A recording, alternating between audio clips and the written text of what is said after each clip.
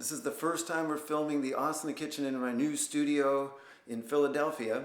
We're just finishing the Friday lead primary. Here we go. They're in Shavasana. 1, 2, 3, 4.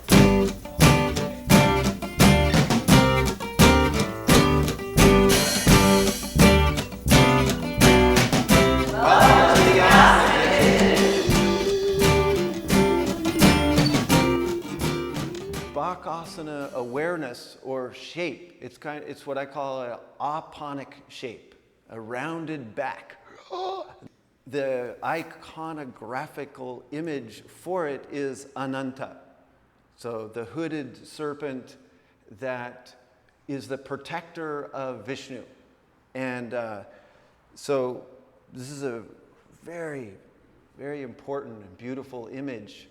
And that shape is a fundamental shape in the asana world that you want to work with, and Bakasana is like the prototype of that shape. To me, there's two setups. Get your knees up as high up your arm as you can and lift up and try to lean forward until the feet come off. So that, and then you want to lift the feet up and make a dome shape out of your upper back and lift up and straighten the arms as much as possible. That's right, transfer the weight as much as you can forward, and see how she even gets one foot off and the other one's not quite off. Then you can put something in front there, something soft. Okay, Lavinia, come on. Strike the earth with the hands and lean forward, balance. There you go. Nice. So it just starts with that little bit of balance. Now, this gets very round. Keep your head down a little bit, like even more, and then straight arms. Push hard. Yeah, that shape. What can tend to happen is this.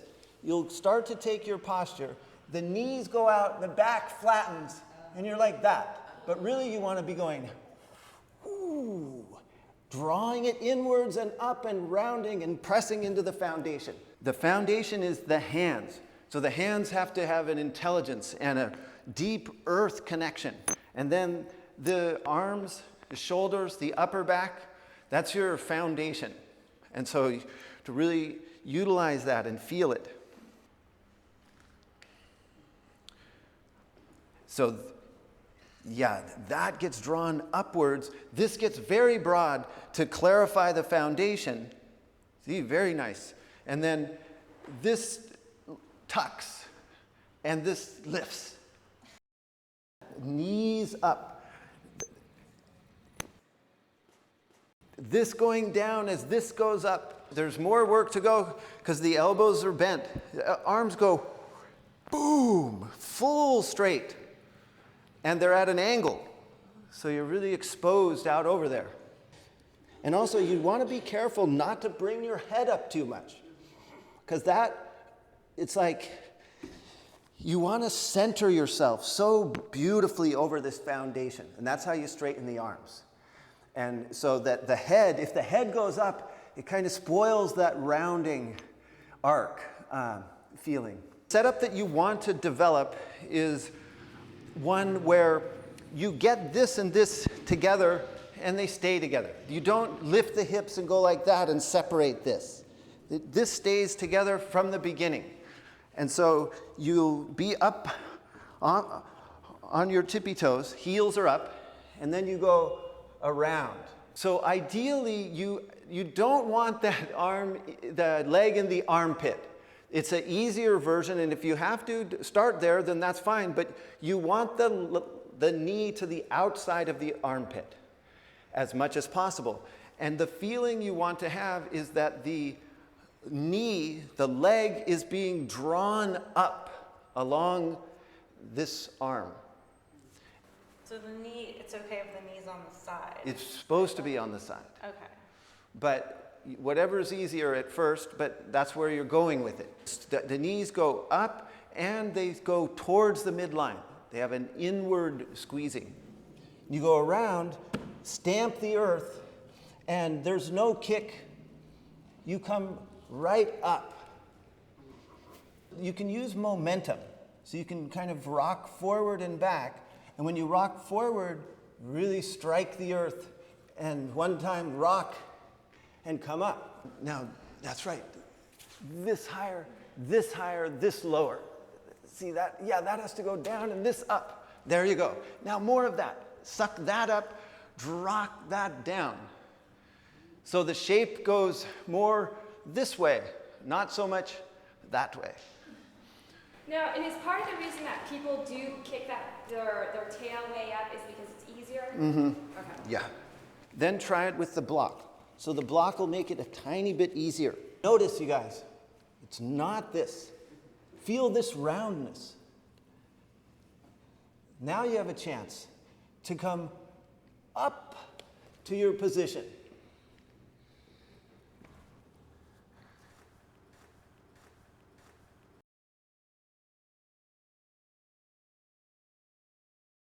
The feeling is in the setup, in the anticipation, so that you ground the hands and you get ready as you exhale. So there's a very centered, low center of gravity, animal connectedness.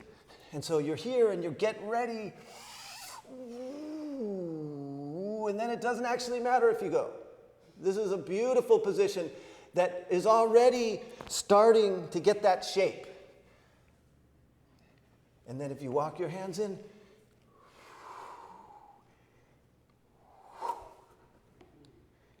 you just take a little leap forward.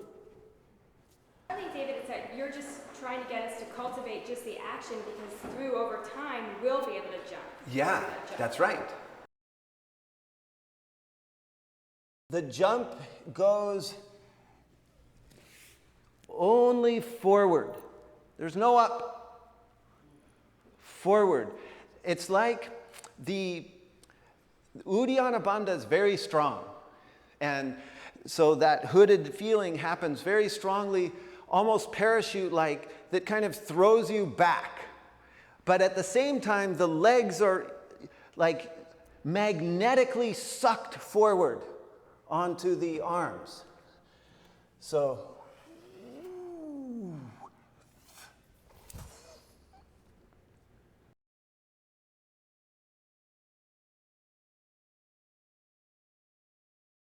I feel like when I jump forward, it's nice and compact, but it's almost too grounded, and then I have to work hard and bring it to back bring up. some buoyancy. But Is that normal though? Yeah. You sort of ground it, you stick it, and then... Yeah. At first, you might have to reorient, and that's why we're doing this asana kitchen, is because now you know how to reorient it, right? So that by sucking the legs up, by doming the upper back, by releasing this downwards, right? So you're right. When you're landing, it may not land like that, but then afterwards you fix it up. But also that's why I'm showing you, like, for instance, if you can feel like you're coming from beneath it up to it rather than above it down to it. So that's what's happening? Yeah, It's sort of plopping. that's kind of what's plopping. Right, so coming up to it helps you to get that shape immediately. For instance, Chaturanga. This position is more like a Bakasana type of shape than a open-chested that kind of shape. And so if you can get that awareness happening, then your jump back is so much clearer. This is the same position as Bhujapidasana. Same. That position. It's just Bakasana. Bakasana position, it gives you that beautiful exposure out and forward that you need to jump back. And that's kind of elusive. People often miss it, like that aspect of the jump back, that once your feet start to go through, you have to lean forward. But Bakasana, you're already leaned forward. So, whoa, that's the feeling you want when you jump back. Ooh, that way. So Bakasana, it's conducive two bandhas. That both, it's a Jalandhara bandha sort of feeling, but also a Mula bandha and Uddiyana bandha type of feeling too. So your back gets round and broad, and so it's very contrasting to these open-chested type of positions. It's the exact opposite. When you're sitting in Padmasana, often this will be very arched and open, and have really forgotten about this whole feeling like this. And so Bakasana can teach you that thing that serves to encapsulate you more. And it's so contrary, because you always just think, open the chest, let the breath in. But part of letting the breath in is going this way, and that's the Bakasana shape. See those images from those icons, they're meant to like imprint on you. So you just keep looking at that picture and keep thinking of that hooded serpent that's your protector. 1, 2, 3, 4.